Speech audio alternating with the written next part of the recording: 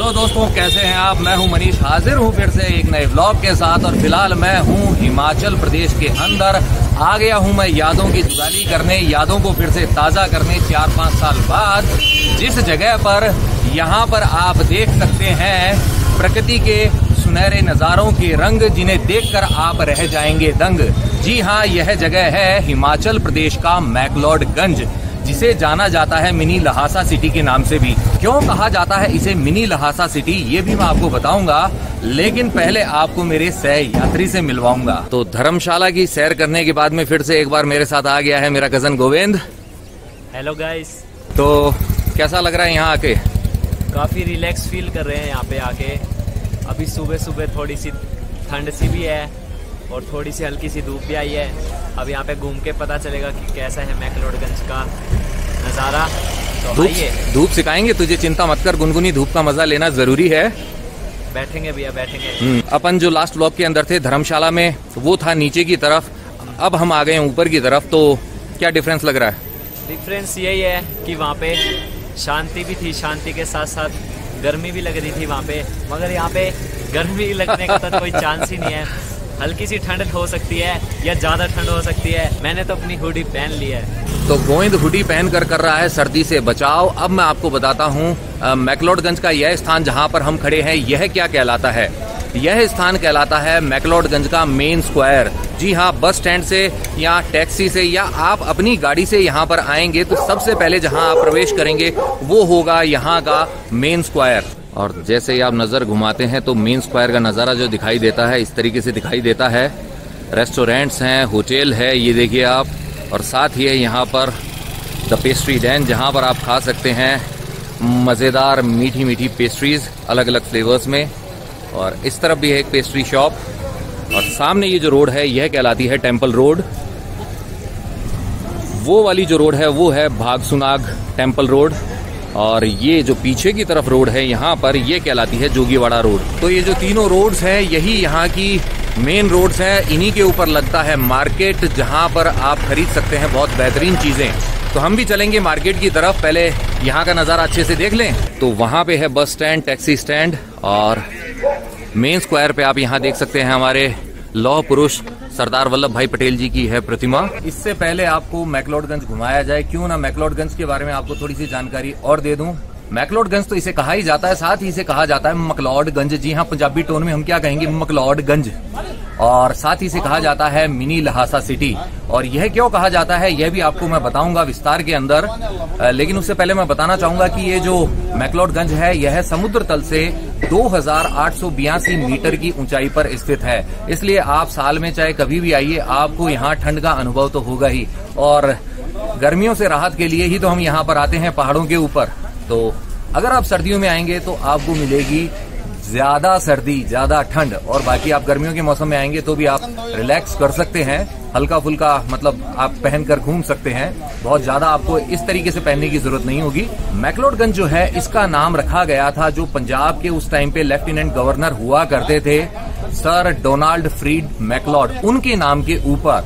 और मैक्लोडगंज का निर्माण हुआ था 1855 के अंदर। जी हाँ, जब सिखों के साथ में अंग्रेजों की दूसरी लड़ाई हो गई थी कांगड़ा क्षेत्र के अंदर, उसके बाद में उन्होंने निर्णय लिया ये जो धौलाधार पर्वत है इसकी तलहटी के अंदर अपनी छावनी बनाने का। तो जो स्थान उन्होंने चुना था वो चुना था धर्मशाला। और धर्मशाला के बिल्कुल पास में ही है मैक्लोडगंज। तो मैक्लोडगंज की स्थापना हुई थी 1855 के अंदर। और साथ में यहाँ पर एक और जो गांव बसाया गया था, रिहायशी बस्ती बसाई गई थी, उसका नाम है फॉरसिथगंज, जो यहाँ से बिल्कुल पास में ही है। आप वॉक करके भी वहां पर आराम से जा सकते हैं। इसके बाद में 1862 और 63 के अंदर इस मैक्लोडगंज पे दिल आ गया था उस टाइम के वॉइसरॉय लॉर्ड एल्गिन का। और उन्होंने तो सरकार को सुझाव दे दिया था कि मैक्लोडगंज को ही भारत की, धर्मशाला को ही भारत की विंटर कैपिटल बना दिया जाए। और बाद में अनफॉर्चुनेटली उनकी डेथ भी यहीं पर हो गई थी धर्मशाला के अंदर। और बाद में उनको मैक्लोडगंज के पास में जो फॉरसिथगंज है वहां पर एक चर्च है उसके अंदर दफनाया गया था। तो यहाँ के जो खूबसूरत नज़ारे हैं उन्होंने न सिर्फ अंग्रेजों को आकर्षित किया था बल्कि हमारे जैसे जो लोकल टूरिस्ट वो भी बार बार यहाँ खींचे चले आते हैं। जी हाँ, मैं 4-5 साल पहले भी यहाँ पर आया था और इस बार आया हूँ मैं मेरे कजन गोविंद के साथ में। तो चलिए अब आपको बताता हूँ मैक्लोडगंज को मिनी लहासा सिटी क्यों कहा जाता है। बात है सन 1959 की, यानी कि 1959 की। तब तिब्बत के अंदर जो 14वें दलाई लामा थे, तेंजिंग ग्यात्सो, जो वहां की कम्युनिस्ट सरकार थी, उसके खिलाफ उन्होंने किया था आंदोलन। जी हाँ, कम्युनिस्ट सरकार का विरोध करने के लिए उन्होंने जोर शोर से आंदोलन किया था, लेकिन अनफॉर्चुनेटली वो उसमें असफल हो गए थे। और इसका परिणाम क्या होना था आप अंदाजा लगा सकते हैं। जानते हैं आप चाइना की सरकार किस तरीके की है, तो उन्हें वहां से भागकर शरण लेनी पड़ी थी भारत के अंदर, और वो आ गए थे सबसे पहले मसूरी के अंदर। मसूरी के अंदर कुछ समय रहने के बाद में मैक्लोडगंज के अंदर 1960 के अंदर जो तिब्बत की निर्वासित सरकार थी उसकी स्थापना की गई थी। दलाई लामा जो थे 14वें दलाई लामा तेंजिंग ग्यात्सो, वो आ गए थे मैक्लोडगंज के अंदर, और यहीं पर बाद में उन्होंने अपना निवास स्थान बना लिया था। तो उनका निवास स्थान जो है वह कहलाता है यहाँ पर आज दलाई लामा का टेम्पल। तो हम यहाँ से वहाँ भी जाएंगे, वहाँ की भी सैर आपको कराएंगे। वैसे ज्यादातर हो यही रहा है कि कोरोना काल के अंदर जो इस तरीके के जो धार्मिक स्थल है वो बंद है। अब ये हमारी किस्मत है कि हम अंदर वापस जा सकते हैं कि नहीं।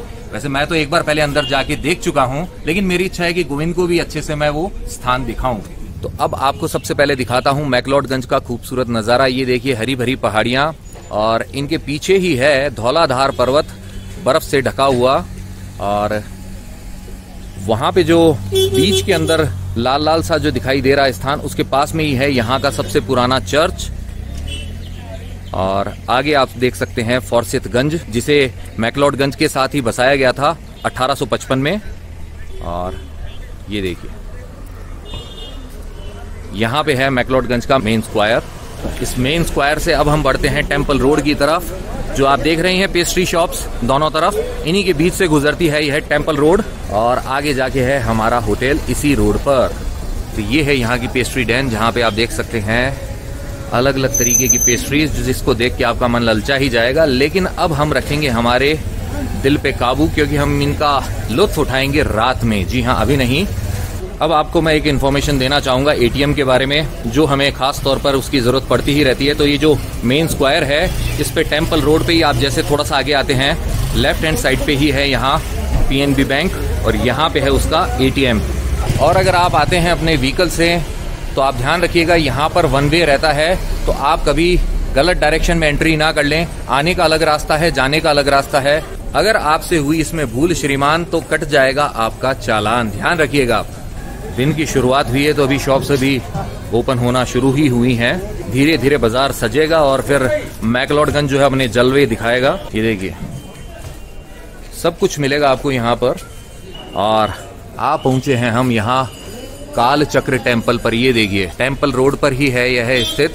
तो सबसे पहले इसी को देखा जाए। बहुत ही रंग बिरंगा है यह, तिब्बतियन कल्चर का ही हिस्सा होता है यह। जो ये कलर्स होते हैं हमें हमेशा अट्रैक्ट करते हैं। ये देखिए इसके ऊपर गिर रही है सूर्य देवता की गुनगुनी धूप, उसमें चमक रहा है यह गोल्डन कलर। और यहां से चलते हैं हम इसके अंदर। ये देखिए यहाँ दोनों तरफ मौजूद है जिनको मैं कहता हूं मेरे प्यारे राजू। ये देखिए क्योंकि इनके जो दांत हैं मोतियों जैसे चमकते हैं, वाइट वाइट एकदम।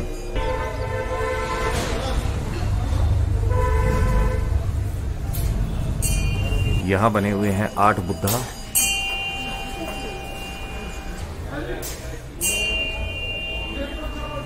तो ये जो चक्र है इसे कहा जाता है मणि वक्र चक्र, और इस पे जो मंत्र लिखा हुआ है उसे कहते हैं ओम मणि पद्मे हुम।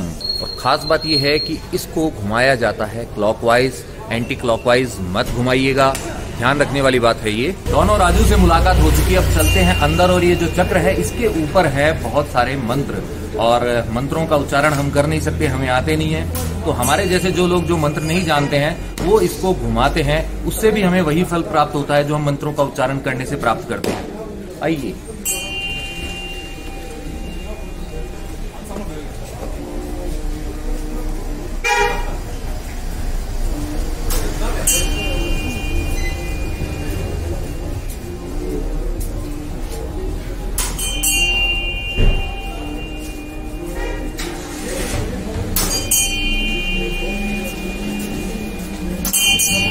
इस तरीके से मैंने 3 बार इसको घुमा दिया है। कितनी बार घुमाया जाता है मुझे वैसे आइडिया नहीं है, लेकिन 3 का जो अंक होता है वह अच्छा ही होता है, इसीलिए मैंने 3 परिक्रमाएं की हैं। अब गोविंद भी पुण्य कमा रहा है, ये चक्र घुमा रहा है।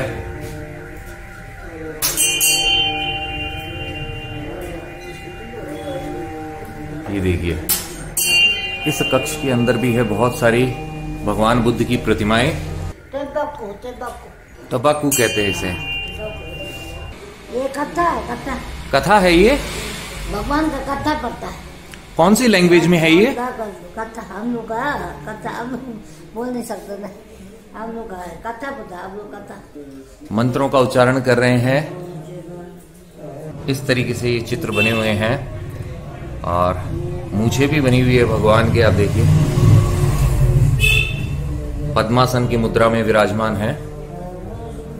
और यहाँ पर है फोटो 14वें जो दलाई लामा हैं, गुरुजी उनकी। और छत पे जो काम है वो ऐसा है। इस तरफ है एक घंटी और ये देखिए, ये जो मंत्र है इन्हीं का फल प्राप्त होता है हमें इसे घुमाने पर। माला से जाप किया जा रहा है गिन गिन के। गुरु पेमा सांबा, गुरु चोशे दोजे, गुरु रुंगो, गुरु पेमा जुनी, गुरु सिंगे डरू, गुरु 9 8 होता, 8 मेन गुरु होते हैं। एक गुरु 9 8 होता। सबसे बड़े महात्मा बुद्ध, सबसे बड़े महात्मा बुद्ध लॉर्ड बुद्धा। सबको मतलब सबको एक ही 9 अलग अलग है ना। 9 अलग अलग अवतार, 9 अलग अलग अवतार हैं या 9 अलग अलग गुरुजी हैं? अलग अलग गुरुजी नहीं, सबको बुद्ध भगवान, सब बुद्ध भगवान के अवतार ही हैं। हाँ जी, एक ही, सबको एक ही है। भविष्य में एक एक आदमी ना होता ना। हाँ जी, एक काम होता ना। वो ये लोगों ऐसे सेवा के काम अलग अलग काम होता, अलग अलग टाइम पे आके 9 अवतार लिए थे ऐसे भगवान ने। 9 ऐसे बनाया। थैंक यू जी, धन्यवाद। तो 9 अलग अलग अवतार लिए थे अलग अलग समय पर लोक कल्याण के लिए। चलिए चलते हैं बाहर। ये देखिए, यहाँ पर भी मंत्रों के बारे में बताया गया है कि किस मंत्र से क्या होता है। यहाँ देखिए, यहाँ भी जो स्तूप है इसके ऊपर मंत्र लिखे हुए हैं और बहुत ही खूबसूरत है ये जो कलर कॉम्बिनेशन। आप देखिए, आपको इतना बढ़िया लगेगा, आप देखेंगे जब आएंगे यहाँ पर।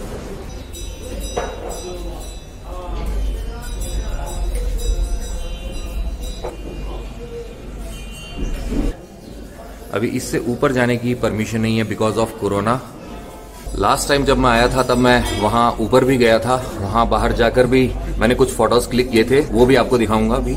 तो ये रही मेरी कुछ फोटोज जो क्लिक की गई थी मेरी फर्स्ट ट्रिप के समय। जी हाँ, जब मैंने विजिट किया था मैक्लोडगंज फर्स्ट टाइम। अंदर जो है प्रार्थना हो रही है, हम वहां नहीं जा सकते हैं।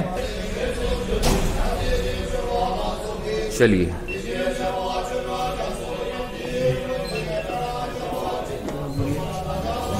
अब जरा इन मंत्र चक्रों को भी घुमाया जाए, थोड़ा सा पुण्य प्राप्त किया जाए।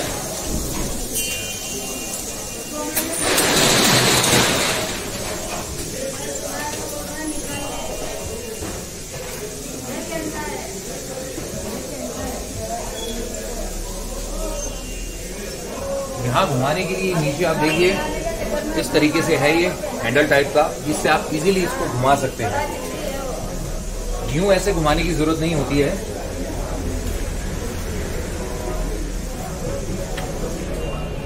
ये जो टेम्पल है इसकी चारों तरफ परिक्रमा की जाती है। आइए,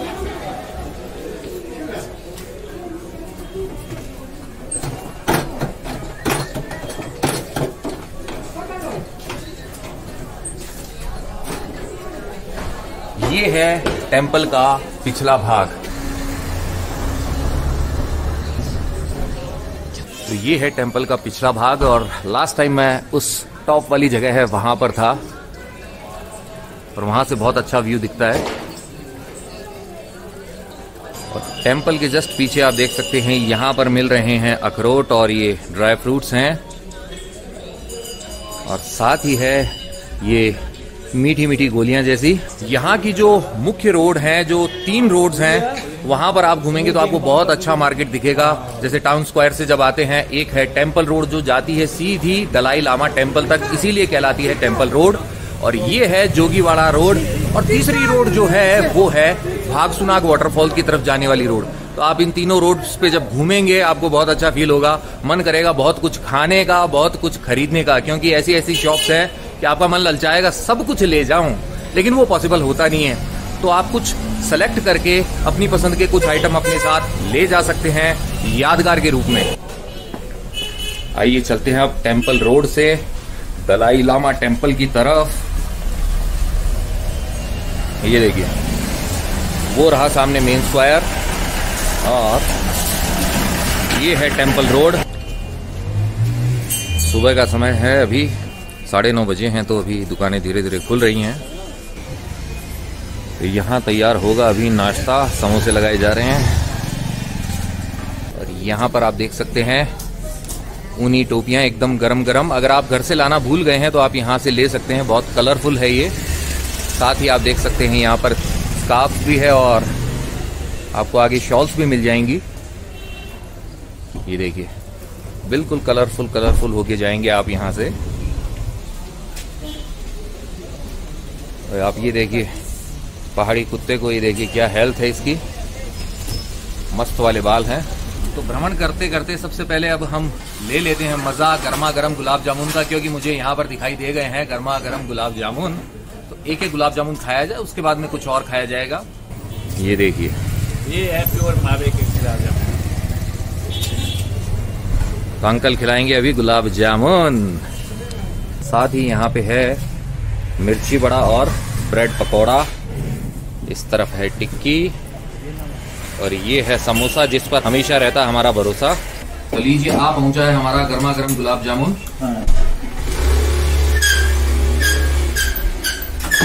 और सर्दियों की सुबह हो चाहे रात हो, आप कभी भी आप ये खाते हैं तो गर्मा गर्म गुलाब जामुन से बेटर आपके लिए कुछ नहीं होगा।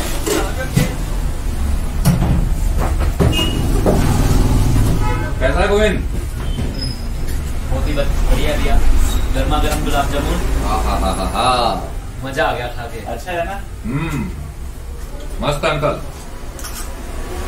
गुलाब जामुन तो मस्त है, अंकल की नेचर भी बड़ी मस्त है। दिन के समय मैक्लोडगंज अलग दिखता है और रात में जब लाइट्स ऑन हो जाती है और टूरिस्ट की जो भीड़ है सड़कों पर निकल आती है तो फिर अलग ही नज़ारा होता है। तो टेम्पल रोड पर ही मुझे दिखाई दे गई है ये कांगड़ा पेंटिंग की गैलरी। तो आपको जरा कांगड़ा शैली की पेंटिंग कैसी होती है वो भी दिखाता हूँ, आइए।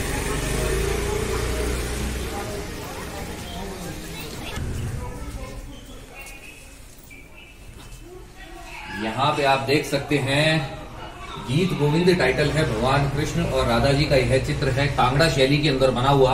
और कांगड़ा शैली की क्या खास बात है वो मैं नहीं बता पाऊंगा, वो बताएंगे आगे मुझे भाई साहब। तो पहले आपको दिखाता हूँ कैसी होती है ये कांगड़ा पेंटिंग। अगर मैं गलत नहीं हूं तो जयदेव जी थे, उन्होंने गीत गोविंद नामक जो काव्य लिखा था उसी पर आधारित है यह। कितना बारीक काम है यह।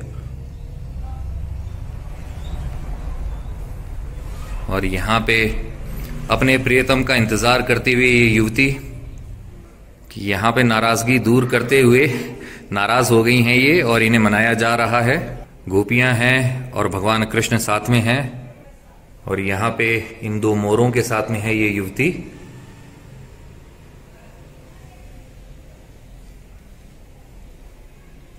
ये देखिए गोपियों से घिरे हुए कृष्ण कन्हैया।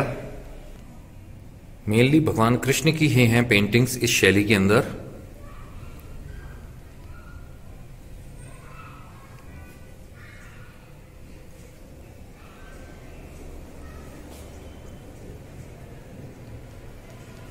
ये देखिए बहुत ही प्यारी पेंटिंग्स हैं।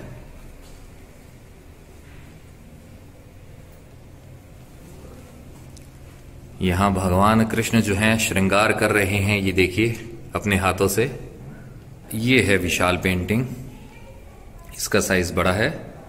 ये जो पेंटिंग्स हैं ये हैं बिहारी सतसई के ऊपर आधारित।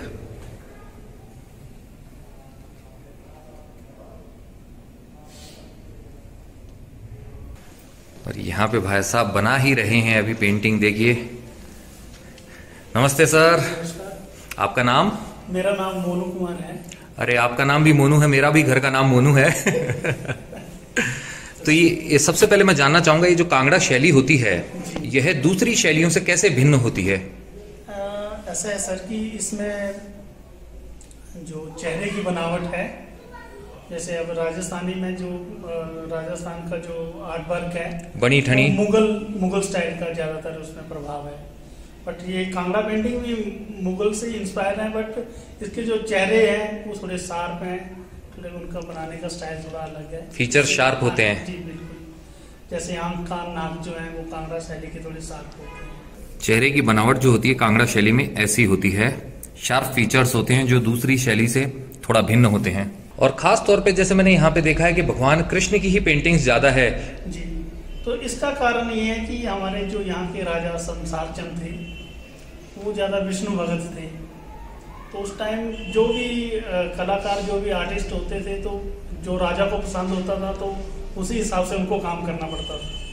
तो फिर उन्होंने कृष्ण के ऊपर ज्यादा पेंटिंग्स बनवाई और ये फिर शैली बन गई आगे। फिर तो आगे लोग इसी को पसंद करने लगे। कृष्ण ही ज्यादातर इसके मेन हीरो हीरोइन है। हाँ जी, जो गीत गोविंद पर आधारित थी जैसे मैंने अभी देखा, और बिहारी सतसई के ऊपर आधारित जो रचनाएं हैं, तो जो उसमें प्रसंग थे जो वर्णन किया गया था उन पे ही आधारित है ये। बिल्कुल, जो बिहारी सतसई है तो इसमें 702 लिखी है बिहारी जी ने। हाँ जी, तो उनके ऊपर अलग अलग पेंटिंग्स बनी है, 700 पेंटिंग्स जी। ये देखिए यहाँ पर भगवान कृष्ण गोपियों के साथ में, और आप देखिए कितनी खूबसूरत है ये पेंटिंग। आपको कितना समय लगता है एक पेंटिंग को बनाने में लगभग? सर एक पेंटिंग को बनाने में कम से कम हफ्ता 10 दिन जो नॉर्मल है, और 15-20 दिन महीना भी लगता है, जैसे जैसे डिटेल होती है पेंटिंग्स की। हाँ जी, वैसे वैसे। तो साइज बड़ा हो गया तो और उसमें काम भी ज्यादा हो जाएगा, उसमें डिटेल भी ज्यादा हो जाएगी, तो फिर उसी हिसाब से उसमें ओके। टाइम लगेगा जी। तो आप कौन से कलर्स का प्रयोग करते हैं इसके अंदर? सर हम इसमें नेचुरल कलर यूज करते हैं। तो जैसे ग्रीन वाला होता है ये पत्तियों से ही मिलता है हमें? नहीं, पत्तियों से नहीं, जैसे येलो और ब्लू को मिक्स करेंगे तो ग्रीन बन जाता है। हाँ जी, हाँ जी। तो वैसे तो प्राइमरी कलर 5-6 होते हैं, तो उन्हीं से मिक्स कर करके हम लोग ये करते हैं। ये सारे स्टोन फॉर्म में होते हैं। ये सिंदूर है। हाँ जी। तो जो हम लोग हनुमान जी को लगाते हैं वही सिंदूर है, पर ये सिंदूर जो होता है ये थोड़ा अच्छी क्वालिटी वाला होता है। तो ये इसका आप वेट देख सकते हैं कि ये काफी भारी है, हल्का नहीं है ये। तो ये स्टोन है। और इसमें जैसे अभी ये कलर है, ये गोंद है। अच्छा, गोंद जिसके लड्डू भी खाते हैं हम। हाँ जी, बबूल की गोंद होती है ये। हाँ जी। तो इस गोंद को हम लोग भिगो के रखते हैं और इस पानी में, फिर ये जो कलर जब हम बनाते हैं तो उसमें इसके ड्रॉप्स डालते हैं ताकि पकड़ मजबूत हो। मजबूत हो। अब ये एक स्टोन है, इसको संग्रफ बोलते हैं। ये देखिए, संग्रफ बोला जाता है इसे। तो ये मेडिसिन में भी यूज होता है ये वाला स्टोन। तो ये आपको हिमाचल से ही मिलता है या कहीं और से? नहीं, हम लोग ये जयपुर से लेकर आते हैं। ओके, हमारी सिटी से ही। हाँ जी, और कुछ यहाँ पे भी मिल जाता है थोड़ा बहुत, जो जैसे फूल पत्तियों की, तो वो वाले भी इसमें हम लोग यूज करते हैं। लेकिन आपका ये जो काम है बहुत ही शानदार है, मुझे बहुत अच्छा लगा देखकर जी। और ये वाइट कलर है, ये खड़िया मिट्टी बोलते हैं इसको। खड़िया मिट्टी? हाँ जी। तो ये भी हम लोग जयपुर से ही लेकर आते हैं। हाँ जी, हाँ जी। तो इससे वाइट कलर मैंने आपको अभी दिखाया। अगर थोड़ा सा लाइट कलर करना हो, जैसे लाल है तो अगर गुलाबी बनाना होगा तो थोड़ा सफेद मिलाया जाएगा। सफेद मिक्स करेंगे।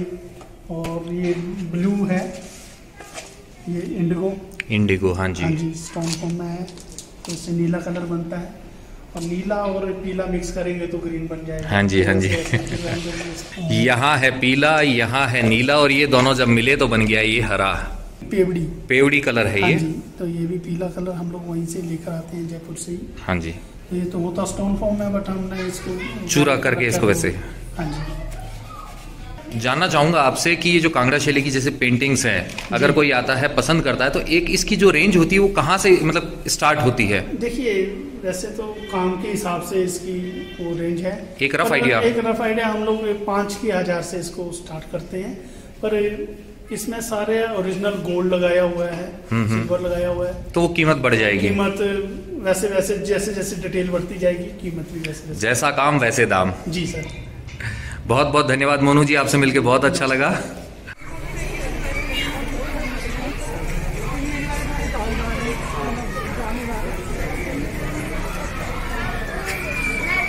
यहाँ से ले जा सकते हैं आप स्वीट मेमोरीज ऑफ मैक्लोडगंज।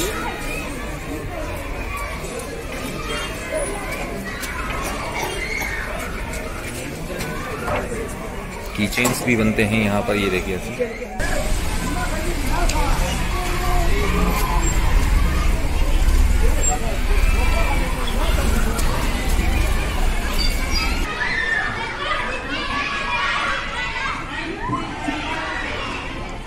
ये देखिए बाजार का नज़ारा, और अभी डे टाइम में ये कैफे खाली है।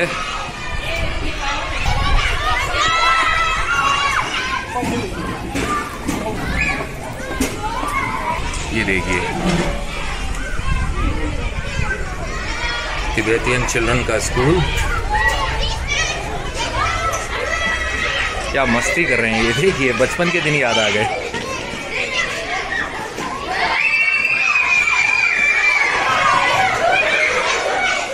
फुल हो हुल्लड़ मचा रखा है इन्होंने। ये देखिए दिन सुहाने दिन, बचपन के दिन।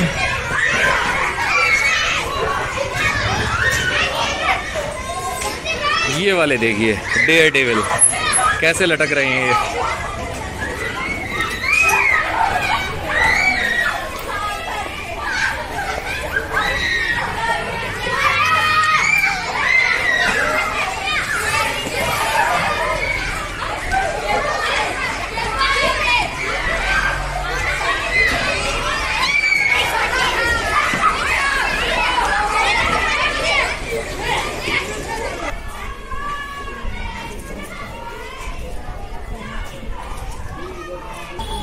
होटल्स आपको जैसे चाहिए उस तरीके के मिल जाएंगे।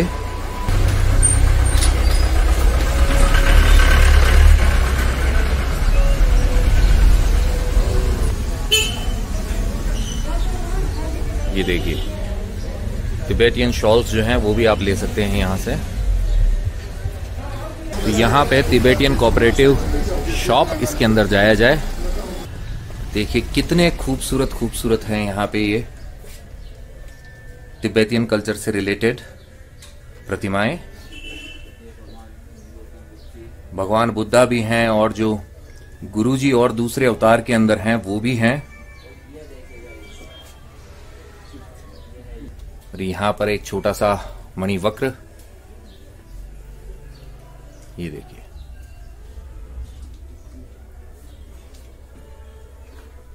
ये देखिए दलाई लामा की फोटो है यहां पर।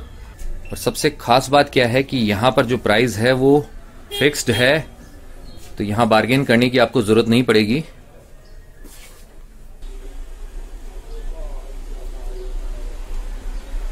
यहाँ शंख पर की गई कलाकारी आप देख सकते हैं, और इस तरफ आप देख सकते हैं एसेंशियल ऑयल्स।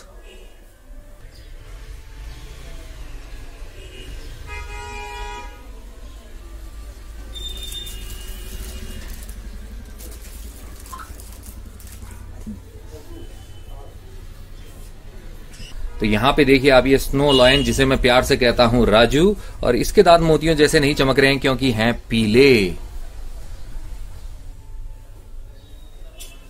ये देखिए आप,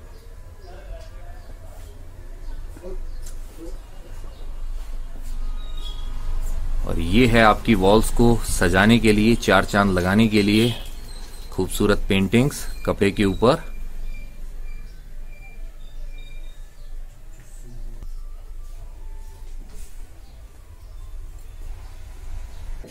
बहुत अच्छा कलेक्शन है इनका।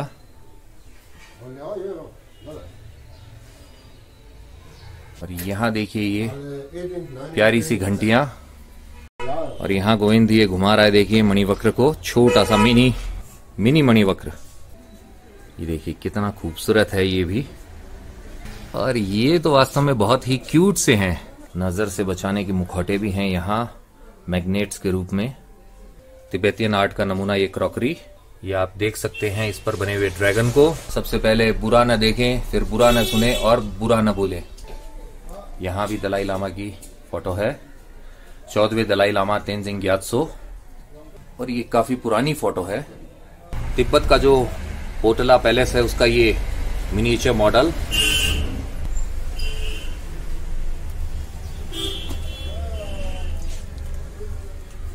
खूबसूरत केतली। और इसका यूज किया जाता है मेडिटेशन के लिए। ये जो आप बीच में देख रहे हैं ये छड़ी, इसे इसके चारों तरफ टच करके घुमाया जाता है और जो साउंड निकलती है वो बड़ी सूदिंग होती है। तो काफी कुछ है इस शॉप के अंदर। मन ललचाता है ये भी ले जाऊं वो भी ले जाऊं, लेकिन आप जानते हैं ना प्रैक्टिकली वो पॉसिबल है नहीं। तो फिलहाल हम घूमने के लिए निकले हुए हैं, इसलिए अभी यहाँ पे शॉपिंग करना पॉसिबल नहीं, क्योंकि कैरी करना थोड़ा सा मुश्किल हो जाता है। तो अब चलते हैं यहाँ से टेम्पल रोड की तरफ और बढ़ते हैं दलाई लामा टेम्पल की तरफ।